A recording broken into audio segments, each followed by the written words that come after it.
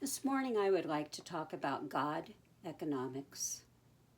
We've heard a lot lately about the economy, but what we haven't heard about is God economics, which differs from our worldly economics proposed and administered by our leaders. God economics is a long-range plan with a focus on eternity. This is in contrast to earthly, shorter-range economic plans. While our politicians attempt to court the middle class or the wealthy, they have not mentioned the low income or the homeless. God economics focuses on two classes of people, the rich and the poor. It is based on God's care for and about the poor, with a heavenly focus that is not related to being rich, which instead is contrary to his plan. Rather than being about getting rich, it's about helping the poor. Rather than a me focus of what can I get out of it, it's a how can I help you focus. Earthly wealth is not heavenly wealth. That which is of the earth is of the earth. That which is of heaven is of heaven.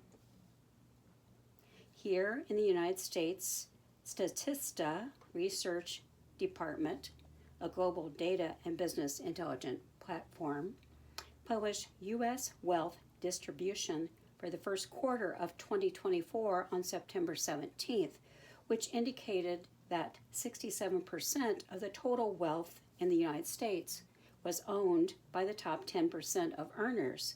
In comparison, the lowest 50% of earners only own 2.5% of the total wealth. Further, the report stated that in 2021, 9.3% of U.S. households had an annual income under $15,000 US dollars. The report indicates that in the past 50 years, the CEO to worker compensation ratio has exploded, causing the gap between rich and poor to grow, with some economists theorizing that this gap is the largest it has been since right before the Great Depression. Our worldly economics is in sharp contrast to God economics, as outlined by numerous scriptures in the Bible. God economics is about priorities, about a heavenly focus, and about consequential judgment. Solomon in Proverbs identified several ironies between the rich and the poor. In chapter 10, verse 15, he states that the rich man's wealth is his only strength, the poor man's poverty is his only curse. In chapter 13, verse 7, he indicates some rich people are poor, and some poor people have great wealth. In chapter 22, verse 16, Solomon asserts that one who oppresses the poor to increase his wealth and one who gives gifts to the rich both come to poverty. Further, Solomon states in chapter 28, verse 11, that rich men are conceited, but their real poverty is evident to the poor. Solomon also recognized the ironies of acquiring earthly wealth. In evaluating all his hard work and labor, Solomon bemoaned that it was all meaningless because when he died, it would all be left behind to those who had not toiled for it. Ecclesiastes 2:18-22. In Proverbs 23, 4 through 5, Solomon further asserted the futility of trying to get rich as being a waste of time because it can easily disappear. God economics is about priorities. Despite his own wealth, Solomon recognized in Proverbs 3, 13 through 15, that happiness comes from having good judgment and common sense rather than from being immensely rich, and that wisdom is more valuable than precious jewels. In Proverbs 22:1, Solomon prioritized having a good name over having great riches, being held in loving esteem as having greater value than silver or gold. And Solomon indicates in Proverbs 28:6 that it is better to be poor and honest than rich and a cheater. In Proverbs 28:21, he admonishes us that giving preferred treatment to rich people is a clear case of selling one's soul for a piece of bread. Jesus also addressed economic priorities. In Matthew 6:24, He said, "You cannot serve two masters, God and money, for you will hate one and love the other, or the other way around." Similarly, in Luke 16:13, Jesus said, "For neither you nor anyone else can serve two masters. You will hate one and show loyalty to the other, or else the other way around. You will be enthusiastic about one and despise the other. You cannot serve God and money." In Matthew 19:16 through 30, and in Mark 10:17 through 27, we read about how a rich man had approached Jesus, inquiring about what he must do to be saved. After Jesus' reply about obeying the commandments and the man's response that he obeyed every one, Jesus told him to go and sell all that he had and to give the money to the poor, and he would be saved. But the man walked sadly away. Jesus then spoke with his disciples about how difficult it is for the rich to enter the heaven. Being rich was a higher priority for the man than being saved. Money was his master rather than God. In Luke 8:14, Jesus talks about how God's words and faith in him can be choked out by worry and riches and the responsibilities and pleasures of life. In Luke 12:15, Jesus warns us that real life and real living are not related to how rich we are. Jesus tells a story in Luke 12:16 through 21 about a rich man with plans of building bigger barns to store his overflow of crops, and God's response being that he'd die that night, not able to take any of it with him, and so that it is foolish to get rich on earth, but not in heaven. We read in Luke 16:11 through 12, Jesus' indication that those untrustworthy with worldly wealth will not inherit heavenly riches. Paul also wrote about economic priorities. In his first letter to Timothy, he indicated that those who long to be rich will engage in all kinds of wrong things to get money, things that hurt them and make them evil-minded and finally send them to hell itself. For the love of money is the first step toward all kinds of sin. Some people have even turned away from God because of their love for it, and as a result have pierced themselves with many sorrows. 1 Timothy 6:9 through 10. In verse 17, Paul admonished the rich not to be proud, nor to trust in their money, because their money would soon be gone. Rather, that their pride and trust should be in the living God who always richly gives us all we need for our enjoyment. In Paul's letter to the Hebrews, he admonished them to stay away from the love of money. Be satisfied with what you have, for God has said, "I will never fail you nor forsake you." Hebrews 13:5. In James 2:1 through 9, James wrote about showing favoritism to rich people while looking down on the poor, illustrated by telling about contrary treatment of those coming to church. If a man comes into your church dressed in expensive clothes and with valuable gold rings on his fingers, and at the same moment another man comes in who is poor and dressed in threadbare clothes, and you make a lot of fuss over the rich man and give him the best seat in the house, and say to the poor man, "You can stand over there if you like, or else sit on the floor," well, judging a man by his wealth shows that you're guided by wrong motives. James further states that God has chosen poor people to be rich in faith, and the kingdom of heaven is theirs, for that is the gift God has promised to all those who love him. And yet of the two strangers you have despised the poor man. Don't you realize that it is usually the rich man who pick on you and drag you into court? And all too often they are the ones who laugh at Jesus Christ, whose noble name you bear. Yes, indeed, it is good when you truly obey our Lord's command. You must love and help your neighbors just as much as you love and take care of yourself. But you are breaking this law of our Lord's when you favor the rich and fawn over them. It is sin. The priorities of God economics is about weighing the short-term earthly value of riches in contrast to the long-range reward of spending eternal life in heaven. We cannot serve two masters. God economics dictate that we care for the poor. There are many verses in the Bible that indicate God's love and care about the poor, that admonish us to take care of them. In 2 Samuel 2:8, we read from Hannah's prayer about how God lifts the poor from the dust, yet from the pile of ashes, and treats them as princes sitting in the seats of honor. For all the earth is the Lord's, and he has set the world in order. David in Psalms 14:6 tells us that God is the refuge of the poor and humble when evildoers are oppressing them. Further, when David was poor and weak, he recognized God's care about the poor, stating, "The Lord is thinking about me right now." Psalm 40:17. God cares about the poor and expects us to care about and for them as well. In using our resources, Jesus stated in Luke 12:48b, "Much is required from those to whom much is given, for their responsibility is greater." God's economic plan of caring for the poor is even addressed in the Old Testament. On Mount Sinai, God gave Moses instructions for the people that included: if your brother becomes poor, you are responsible to help him. Invite him to live with you as a guest in your home. Fear your God and let your brother live with you, and don't charge him interest on the money you lend him. Remember, no interest, and give him what he needs at your cost. Don't try to make a profit. Leviticus 25:35-37. In Deuteronomy 15:7-11, Moses, in relaying the laws the Israelites were to obey when they arrived to the promised land, included: "But if when you arrive in the land the Lord will give you, there are any among you who are poor, you must not shut your heart or hand against them. You must lend them as much as they need. Beware, don't refuse a loan because the year of debt cancellation is close at hand. If you refuse to make the loan and the needy man cries out to the Lord, it will be accounted against you as sin. You must lend him what he needs, and don't moan about it either, for the Lord will prosper you in everything you do because of this.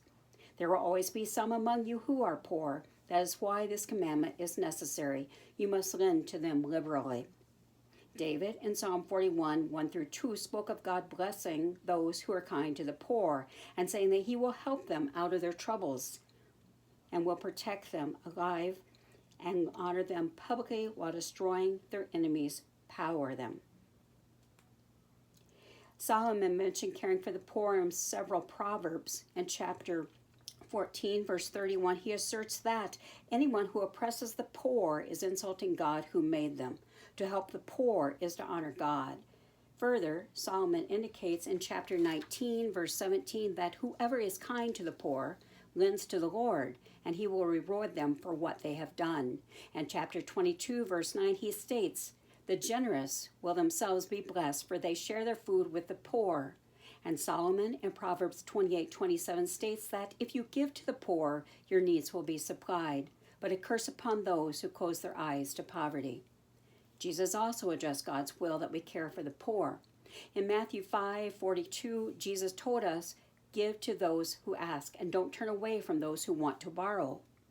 Further, in Luke 6:30, Jesus stated to give to everyone who asks you, and if anyone takes what belongs to you, do not demand it back. In Luke 12:33, Jesus challenged us to sell what you have and give to those in need. This will fatten your purses in heaven, and the purses of heaven have no rips or holes in them. Your treasures there will never disappear. No thief can steal them, no moth can destroy them. Wherever your treasure is, there your heart and thoughts will also be. In Luke 14:12-14, Jesus said, then he turned to his host. When you put on a dinner, he said, don't invite friends, brothers, relatives, and rich neighbors, for they will return the invitation. Instead, invite the poor, the crippled, the lame, and the blind. Then at the resurrection of the godly, God will reward you for inviting those who can't repay you. John the Baptist in Luke 3:11 admonished us that if you have 2 coats, he replied, give one to the poor. If you have extra food, give it away to those who are hungry. Luke wrote in Acts 20:35 about his being a constant example of helping the poor, himself remembering Jesus' statement that it is more blessed to give than to receive. Paul wrote about sharing what we have with others in his second letter to the Corinthians. In chapter 9:6, he wrote, but remember this, if you give little, you will get little. A farmer who plants just a few seeds will get only a small crop, but if he plants much, he will reap much. And in 9:7-10, Paul wrote that everyone must make up his own mind as to how much he should give. Don't force anyone to give more than he really wants to, for cheerful givers are the ones that God prizes. God is able to make it up to you by giving you everything you need and more, so that there will not only be enough for your own needs, but plenty left over to give joyfully to others. It is, as the scriptures say, the godly man gives generously to the poor. His good deeds will be an honor to him forever. In Paul's letter to Timothy, he admonished, tell them to use their money to do good.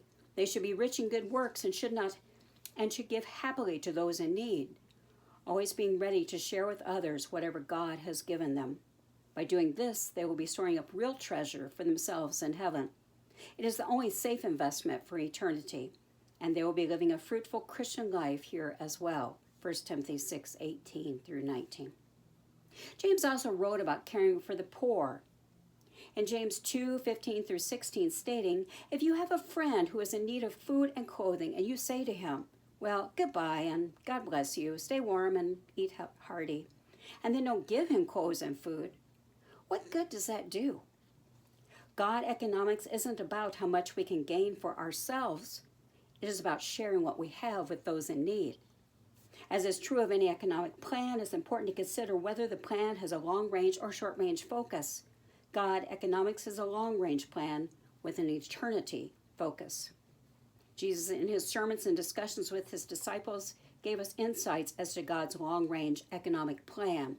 In Matthew 6:19 through 21, he told us that earthly treasures erode away or may be stolen.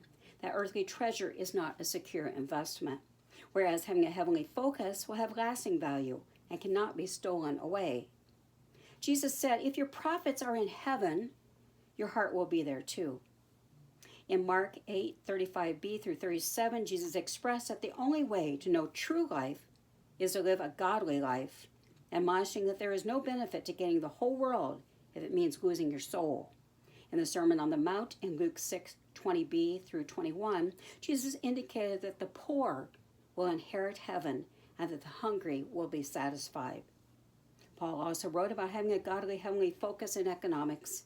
In 1 Timothy 6:6 through 8, Paul spoke about true richness coming from being happy and good, and about how we came into the world with nothing and will leave the world in the same way, so that we should be satisfied if we have ample money for food and clothes. God economics dictate having a heavenly focus, of storing up treasures in heaven, being satisfied having enough without amassing riches here on earth. Ultimately, God economics dictate accountability. Solomon admonishes us in Proverbs 22:22 through 23, not to rob the poor and sick, for the Lord is their defender. If you injure them, he will punish you. Jesus gave a lengthy illustration of economic accountability. In Luke 16:19 through 31, saying, there was a certain rich man, Jesus said, who was splendidly clothed and lived each day in myrrh and luxury. One day Lazarus, a diseased beggar, was laid at the door. As he lay there longing for scraps from the rich man's table, the dogs would come and lick his open sores. Finally, the beggar died and was carried by the angels to be with Abraham in the place of the righteous dead. The rich man also died and was buried, and his soul went into hell. There in torment, he saw Lazarus in the far distance from Abraham. Father Abraham, he shouted, have some pity, send Lazarus over here, if only to dip the tip of his finger in water and cool my tongue, for I am in anguish in these flames. But Abraham said to him, Son, remember that during your lifetime you had everything you wanted, and Lazarus had nothing. So now he is here being comforted, and you are in anguish. And besides, there is a great chasm separating us, and anyone wanting to come to you from here is stopped at the edge, and no one over there can cross to us. Then the rich man said, Oh, Father Abraham, then please send him to my father's house, for I have 5 brothers, to warn them about this place of torment, lest they come here when they die. But Abraham said, the scriptures have warned them again and again. Your brothers can read them any time they want to. The rich man replied, No, Father Abraham, they won't bother to read them, but if someone is sent to them from the dead, then they will turn from their sins. But Abraham said, If they won't listen to Moses and the prophets, they won't listen even though someone rises from the dead. James also addressed our economic accountability in James 5:1 through 5, stating, Look here, you rich men, now is the time to cry and groan with anguish and grief because of all the terrible troubles ahead of you. Your wealth is even now rotting away, and your fine clothes are becoming mere moth-eaten rags. The value of your gold and silver is dropping fast, yet it will stand as evidence against you and eat your flesh like fire. That is what you have stored up for yourselves to receive on that coming day of judgment. For listen, hear the cries of the field workers whom you have cheated of their pay. Their cries have reached the ears of the Lord of hosts. You have spent your years here on earth having fun, satisfying your every whim, and now your fat hearts are ready for the slaughter. God economics dictate that when we die, we will be held accountable for how we used our resources during our earthly lives. There are many ways that we can live out God economics. For many years, when I'd look at my pay stubs, I had resented how much of my income went for taxes and bemoaned how much more I would make if there wasn't so much tax withheld. I realized recently that for a while now, I no longer even notice the taxes, that I've come to feel like taxes are our contribution to society, to the betterment of the whole, and to caring for the underprivileged. But there are other more direct ways that we can help those in need, such as donating to organizations that help the poor, participating in events that benefit the poor, or offering direct assistance to someone you meet who is in need. I have heard it said you can tell a lot about a person by how they spend their money. How are we using our resources? According to worldly economics with their short-range focus, or according to God economics with a focus on eternity? What are our priorities? Storing up treasure here on earth to be left behind to others, or storing treasure in heaven by helping the poor? Where your heart is, there will be your treasure. May we live out God economics and use our resources accordingly. Thanks be to God. Amen.